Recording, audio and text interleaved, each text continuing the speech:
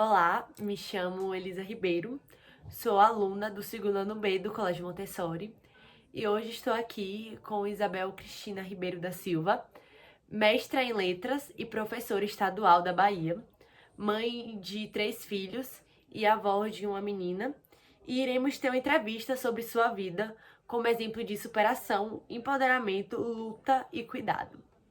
Bem-vinda, Isabel. Obrigada, eu que agradeço por esse convite. Vamos à primeira pergunta. Sabemos que professores lidam com diversas situações e realidades nas escolas, principalmente nas públicas. Nos seus 31 anos de ensino, você se deparou com situações de alunas que desde novas assumiam as tarefas de casa? Sim, né? Gostaria até de dizer que não, mas infelizmente essa é uma realidade que não é apenas de Cruz das Almas, é uma realidade brasileira. Por eu ser professora, né, por mais de 20 anos de uma escola pública estadual, então eu vi muitos relatos das minhas alunas sobre isso. Muitas delas tinham que cuidar dos irmãos menores, fazer os trabalhos domésticos para que a mãe pudesse trabalhar. Muitas vezes essa mãe ela não tinha um marido que pudesse colaborar, não é, com esse trabalho, então elas eram realmente só ela e os filhos, eram mães solos, e também aquelas alunas que são da zona rural e em épocas de plantio ou colheita precisavam faltar às aulas para que pudessem, juntamente com a família, colaborar para ser uma fonte de renda também para eles. Então, infelizmente, essa era uma realidade. Mas o que eu tenho também de recordação é que essas mesmas meninas que tinham é, essa função de estar ajudando a família com seus trabalhos domésticos, elas conseguiram, de alguma forma, ou ir para a vida acadêmica, ou ser empreendedoras, ou fazerem cursos e levar outras formas de trabalho para os seus locais de moradia. Então, eu posso contar de que eu vi realmente essa história estar acontecendo, essa não só desse, infelizmente, das alunas estarem ajudando em casa, mas que também elas puderam, né, reverter um pouco dessa história. Lidando diariamente com essas realidades. Em alguma situação você já se deparou com alunos ou familiares deles a usando como referência de empoderamento ou a considerando como uma figura de cuidado, carinho e atenção que faziam confiar em você? Sim, né? Essa é a parte boa de ser professora. É a gente ter essa oportunidade de se aproximar dos alunos e conhecer a realidade deles. E no caso das meninas, a gente tem um cuidado, vamos dizer assim, até maior, por questão mesmo de proteção, então por questão de cuidado. E eu via que isso era recíproco. Eu via que elas se aproximavam por uma questão de não só de afeto, mas de ser aquela figura de uma professora, né, de uma mulher negra numa escola onde que todas as demais professoras eram brancas. Então, para elas, eu poderia ser essa questão não de um exemplo, mas de elas se sentiam numa zona de pertencimento, vamos dizer assim.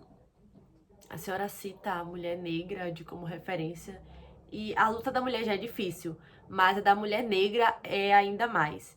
Você já se sentiu humilhada, silenciada ou excluída por conta de ser mulher negra? Infelizmente, né? E isso não fica só no passado. Vemos isso até hoje. Então, de criança, adolescente, a uma mulher adulta, uma profissional, até hoje nós nos deparamos com situações em de que muitos ainda pensam que a mulher deveria estar silenciada, deveria estar em outro lugar. Sendo uma mulher negra, a situação ainda fica mais difícil, Porque não é só que aquela mulher negra fosse silenciada, mas que ela não estivesse ali naquele local que é dela por direito. Então, era retirado esse direito da mulher estar nos espaços. E eu, sendo uma mulher negra, eu vi isso na pele, eu vejo isso na pele sempre. Ter que estar mostrando de que ali é o meu espaço, ser uma resistência naquela situação. Você acredita que o empoderamento de outras mulheres influenciou na superação de determinadas situações suas e que você é exemplo também de inspiração, força e empoderamento para outras? Espero que sim, né? Espero que eu possa colaborar com isso, de que muitas meninas vejam todo o potencial que elas são capazes de conseguir e que eu sirva de exemplo como isso. Porque na minha infância e na minha adolescência eram pouco esses referenciais de mulheres negras que estavam em algum local de destaque. Eu não me recordo de nenhuma mulher negra que eu tenha lido na minha infância ou na minha adolescência. Nesse momento eu não me recordo. A figura que eu tenho primeiro era de Tia Anastácia, no sítio do Pica-Pau Amarelo, uma mulher que servia a todos os outros que eram brancos. Até o milho tinha mais poder do que Tia Anastácia. Até o porco tinha um destaque maior do que Tia Anastácia. Em contrapartida, poucas outras representatividades, como Glória Maria, que apresentava o jornal, ela viajava, então aquela ideia de que a mulher poderia estar em diversos outros locais, a atriz Zezé Mota, uma cantora Lady Zu, então era uma mulher que realmente quebrava muitos conceitos da época e infelizmente eram poucas pessoas que eu tinha como essa referência, mas isso também, mesmo sendo poucas, me mostrou que eu podia, né, alcançar aquilo que eu queria. Você citou a questão de pouca memória de mulheres negras na literatura e sendo formada em letras e buscando sempre diferentes obras, você acredita que a literatura feminina ainda é muito pouco valorizada e que com movimentos feministas e as mudanças nas sociedades, as mulheres ocuparão com mais peso essa área? Espero que sim, né? Desejo que realmente isso aconteça e eu acredito que a gente já está caminhando para isso. Não é uma luta fácil. Realmente está travando, ainda nós temos que estar provando que somos capazes. Nós, mulheres, estamos tendo esse papel de estar nessa luta, de estar buscando esse espaço para mostrar que nós também podemos escrever. E, sem dúvida, que a literatura, ela é algo libertador. Ela nos dá essa possibilidade de nos transportar, não de um lugar para outro, mas de uma realidade para uma outra realidade que seja a merecida por nós.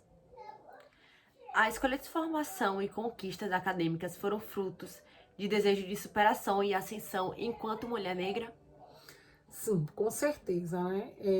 Desde criança eu queria ser professora, então talvez eu tenha também eu tinha também esse exemplo daquela mulher, daquela professora, mas se colocar ainda na história de que as mulheres se tornavam professoras porque, principalmente as negras, porque não iriam casar, então poderiam ser professora, não eram consideradas as bonitas, mas eram as estudiosas que iam se destacar e ajudar outros até alcançarem algo.